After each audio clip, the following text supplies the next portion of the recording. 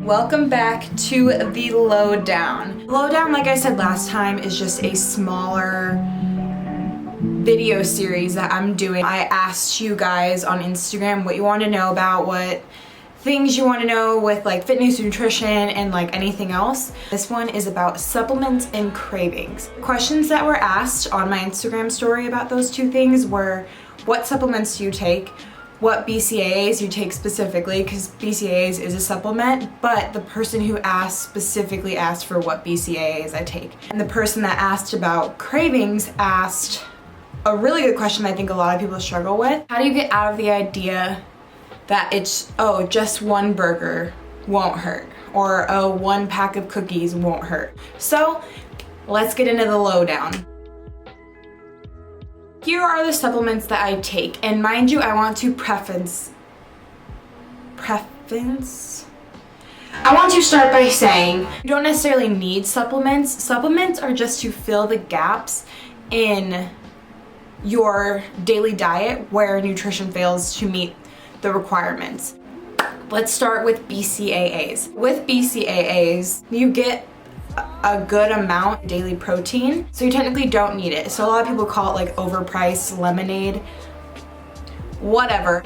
BCAAs, to me, when I drink it in the morning, it kind of like revitalizes me. It gets me my first 8 ounces of water of the day. I use Extend Hydrate Sport. That's just the one that I like to use. I mean, like, it hydrates me, it helps me feel like I'm doing a little bit more. The other pills I take in the morning are CLA, L-carnitine, and L-glutamine. Most of these are not needed for every day, but I just want to touch on them in case you need a little extra boost. With CLA is naturally occurring in our protein and dairy. I use it as a dietary supplement. It's like a fat loss supplement. Carnitine, I do my research for this stuff, guys. Like, I'm putting in the work to be a real YouTuber, okay? So here we go.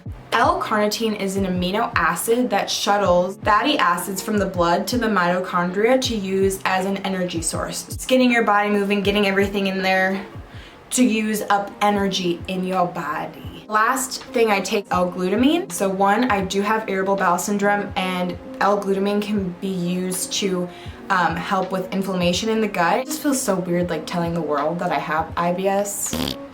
It's also used for like energy production, so same thing as the other stuff, but just good for them workouts. Start your day with it, get your cells moving. If you have any questions about this stuff, please reach out to me. Don't look to supplements first.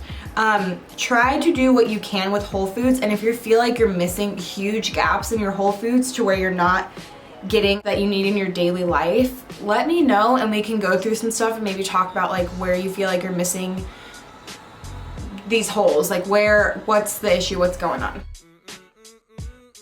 Favorite thing to talk about is cravings, because I really wanted to do this in this YouTube video just because cravings are interesting to me and like how to curb them. I struggle with cravings and portion control excessively. Like, I am so ridiculous. Like, I can't buy like full jugs of yogurt. I have to buy like individual packs of yogurt now because like I will just eat yogurt. I am very lucky that I crave healthy foods, but that's my first tip, is to try to switch out the unhealthy cravings that you have for healthy cravings. Let's say you want Skittles.